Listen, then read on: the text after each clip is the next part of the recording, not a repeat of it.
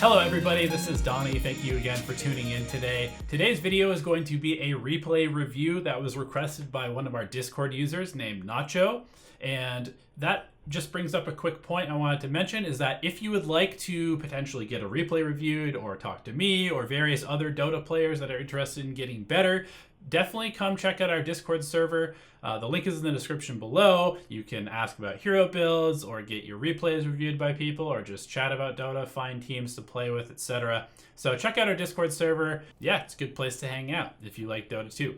So what we're going to do in this replay is we're going to focus on Nacho playing the Bane, and he's playing support, and this is, I believe, like a mid to high Archon bracket, so about like the 2.7 to 3.2k tier, something like that.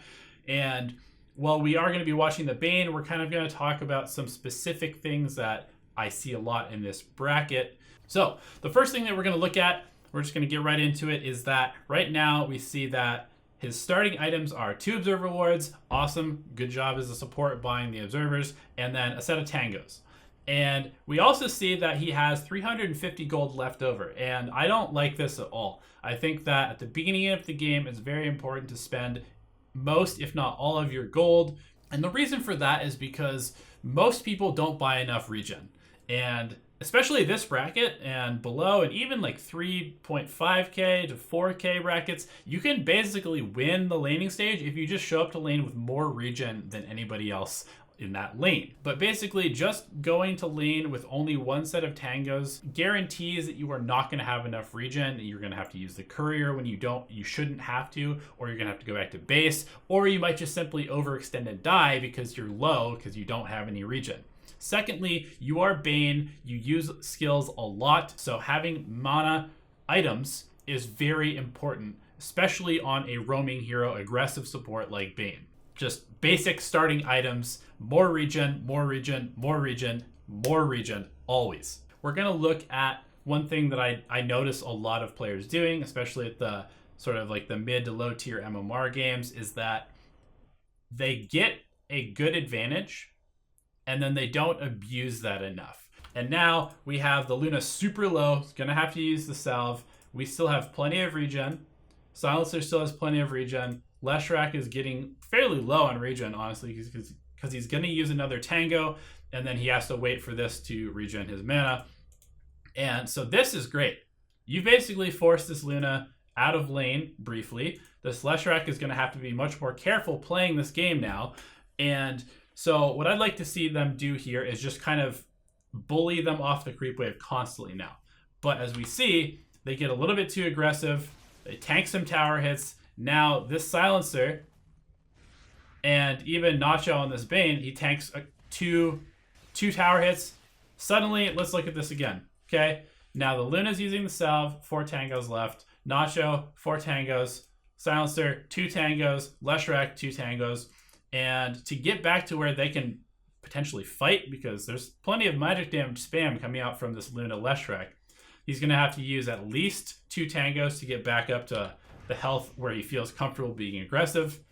Silencer's going to have to use all of his tangos to get to remotely healthy. So suddenly, their regen advantage that they had is now completely negated because they tanked tower. And they didn't need to tank the tower. So that's just something really important to notice, because I see this a lot where teams will get an advantage and then they just immediately throw that advantage away.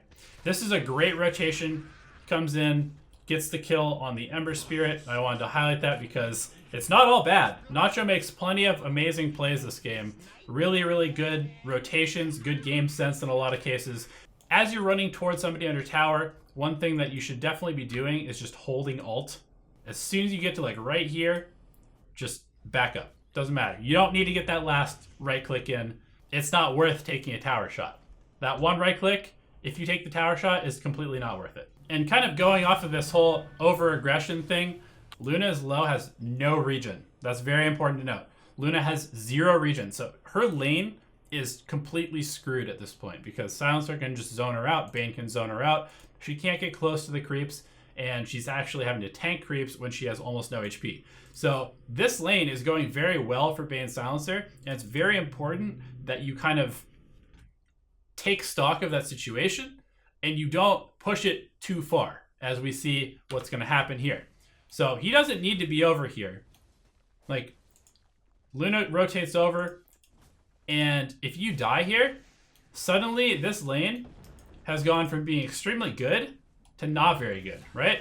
And we're going to watch as this Luna now gets 2 kills, and suddenly this lane goes from Luna being zoned out of the lane, not able to do anything, to Luna now having a double kill. She's actually has 3 kills now. And even though her CS is low, she's actually the top net worth on her team because she just got 2 kills. And she has this shrine ready that she can go to and regen. Lots of people will just, they don't really understand their limits, number one. And number two, they don't really understand when it's okay to kind of just be like, we have won this lane enough. And I see that a lot where you kill, like, for example, a carry kills the offlaner like 3 or 4 times in the laning stage, and then they just dive the tier 1 because they're like, I'm so much stronger than this offlaner. And they dive the tier 1 and they feed the streak back to this offlaner, and they're suddenly out of the lane, not farming for a number of seconds because they're dead. That stuff happens way too often in this bracket. So just tone down the aggression. I know you're playing Bane. I know that Bane is an aggressive, strong hero, but it's also a hero that's basically just meant to completely screw somebody's laning stage over, and you did that. So good job. You did that. Now maybe go do something else in another lane, or just kind of like side pull this camp over here. Just continue to make this Luna's life miserable. You don't need to just dive the tower and kill her. It's almost better that she just sits on low HP here, not getting any CS, than even dying and coming back to lane with full health and mana. Alright, so as we watch the sniper die, we see that Nacho does not have a TP scroll. His TP is off of cooldown, so that means he didn't use it to TP out somewhere. He just doesn't have a TP scroll. And as a support, especially a support that has a save like Nightmare, you should 100% of the time have a TP scroll. So he does come in and get the kill. You know, that's nice, great play. Every time you go back to base and you're coming back out to lane, just buy 2 or 3 TP scrolls, so you never run out of TP scrolls. Like this right here, buy a second one, just so you always have that extra TP scroll so you can make the rotations to help your team out. We see here that Bane is now level 6, and he has Fiend's Grip, and here's the Lesh, who's now at, 30% HP. He has Fiend's Grip, remember, he has Fiend's Grip. Just use the Fiend's Grip. Just use the Fiend's Grip right there. Could have gotten a free kill. It's a solo kill. Be a good boost of gold and experience. And it doesn't really matter that your Fiend's Grip is on cooldown. Okay, so it's on cooldown for 100 seconds. But so what? Leshrac is off the map for like 30 seconds. And you have that boost of gold. So now you run in here. You try and get this kill and get ulted by Luna. See, Luna's not afraid to use the ultimate, whereas you were kind of hesitant to use the ultimate because you're like, oh no, what if I don't get this kill? I think you probably would have killed Leshrac, and even if you didn't, it's still time that Leshrac has to run back to base, heal, come back out to lane, so it's almost like killing Leshrac. So this is a huge thing. Positioning in these kind of games is generally pretty bad. And I just say that like it is. It's generally pretty bad. So right here, you TP in. Pretty much any time that you're making a TP to a tower, I'd like to see a TP like into the trees, into the trees, into the trees, something like that, because it just helps avoid being detected. And when people know where you are on the map, they can play better than when they don't know where you are. And you can see that now you're in vision. Creeps have vision of you. So this Luna knows you're over here. And you're trying to make this wraparound play. Now you're out of vision. But this Luna knows where you are, right? She saw you make this play. And this is what I'm talking about. If the enemy team knows where you are, they can play better than you can. How else could you have done this? Buy a smoke, TP into the trees, run like this. Even without a smoke, and you probably still would have been fine. If you'd run up this way, run through here, you probably could have come in and Fiend's Grip Luna over here while she didn't even know that you were there. If you just are more conscious about not showing on the map, your game will improve so much, especially if you're a hero like Bane that the enemy team is scared of. Like, this Ember Spirit is scared of Bane because you're like the only hero that can kill him, right? This Wind Ranger, same thing. There are no stuns on your team. You are the only disable. So if the enemy team knows where you are, then you are making the game way, way easier for the enemy team to play. This is just another scenario of kind of like tunnel visioning, over aggression, and just not really analyzing the scenario that you're walking into. So we see that Nacho catches, Nacho catches this Venomancer. They have their whole team chasing this Venomancer. He's running away. He's pretty tanky. Right here. Okay. I know this is hard, but you see this Wind Ranger TPing in. You also see it there are literally no other heroes on the map that you can see except for this Venomancer. You guys are in complete no man's land. This is a recipe for disaster. And as you can see, they walk uphill with no vision, chasing this kill. And they end up running into, surprise, surprise, the entire enemy team and getting killed. This is one thing that I see so much, is that players like to go uphill with no vision way too much. They don't really think about their angle of approach to an engagement. Why not just walk over this way?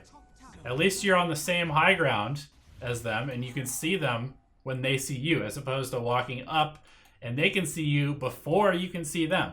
This is so important because all of these deaths are avoidable. You could just not walk up the hill. You could just not walk up the hill. Again, we're chasing this Venomancer. There is no vision up this hill. And what are we doing? We are walking up this hill with no vision, directly into the enemy team. Okay, so that's 3 times that we've seen this.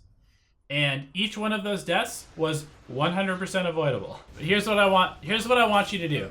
Anytime you think about going up a ramp where you have no vision above the ramp, pretend that you don't want to see that. You don't want to see that.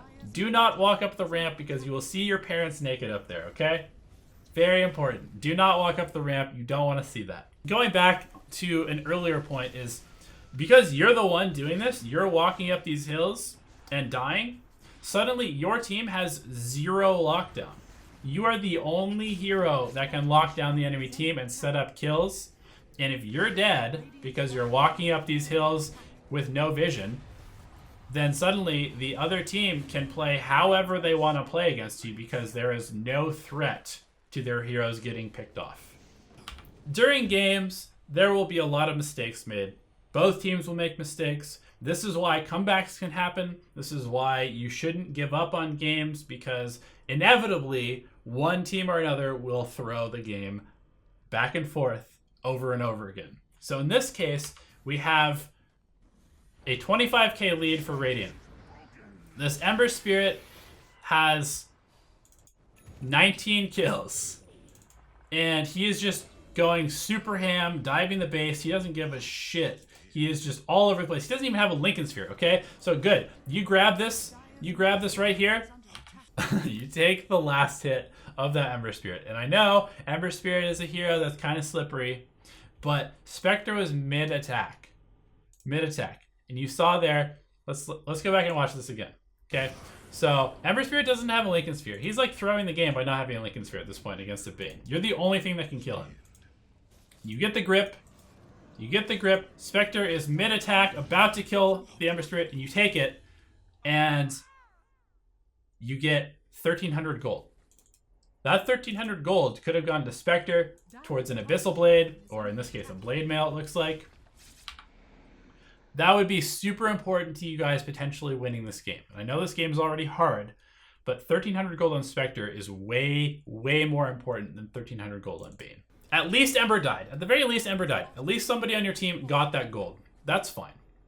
But now it's what you do with that gold that really matters, okay? And we're going to watch you kill this Luna. You're going to come in, and now you're going to kill this Luna.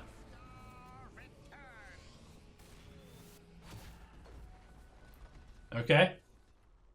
Now Luna's dead. 958 gold. So in the last 30 seconds, you've gotten like 2,300 gold. And you're going to buy an Aether Lens. It's a good item in certain situations. But I want you to think about the scenario of this game. You, again, I'm going to say this again, you are the only lockdown on your team. Your Fiend's Grip is potentially the most important spell in this game because it is the only spell that allows you to kill Ember Spirit and Wind Ranger and Luna. So, instead of buying an Aether Lens, if you took that 2,300 gold, if you had a BKB in this game, okay, Venno is magic damage only, Ember is magic damage only with his Radiance build, Leshrac, magic damage only. If you go BKB, you can literally just pop your BKB, run into a fight, and Fiend's Grip Ember. Every single fight. And they can't do anything. They can literally do nothing. Ember dies, his 24, 4, and 6 goes away, his 15k net worth goes away, his Radiance damage goes away. You could literally come back into this game if you bought a BKB, and just every time you fought, you BKB'd, ran in, gripped Ember, and your team just kills them. That's all you have to do. Even if you take this gold, you got to use it to win the game. You can't just use it to buy the next item in your item progression. You got to buy the item that's going to win you the game. You just have to have a way to kill people. If you can't kill people, you cannot win the game. All right, guys, so that's about it. I just wanted to highlight these sort of fairly common scenarios and mistakes that are being made in these games and probably in a lot of your pubs. And I know we're focusing on a Bane here, but just to summarize, we talked about walking uphill without vision. We talked about being too aggressive in general and throwing away a lead in a lane or in a game because you're too aggressive. You don't know when to kind of step off and take a step back and just kind of abuse the lead that you have. And then we also talked about itemization and realizing how important your role is in a game. If you are a hero with Disable, if you have the ability to kill somebody, you're a very, very important hero. So itemizing to make that possible and also showing yourself on the map. Again, in this game, Nacho's playing Bane. He is the only hero with lockdown, and if he shows on the map, then the enemy team knows exactly where they shouldn't be, because if they're not around the Bane, then they can't die. So I hope this helps. I hope these are some tips that you can apply to your games. And thank you so much again to Nacho for giving us this replay. Hopefully we'll get some more replays in our Discord server, and I'd love to do more of these videos if you like it. So if you do like it, give me a thumbs up. Let me know in the comment section what you'd like me to cover next, and we will see you next time. Good luck and have fun, guys.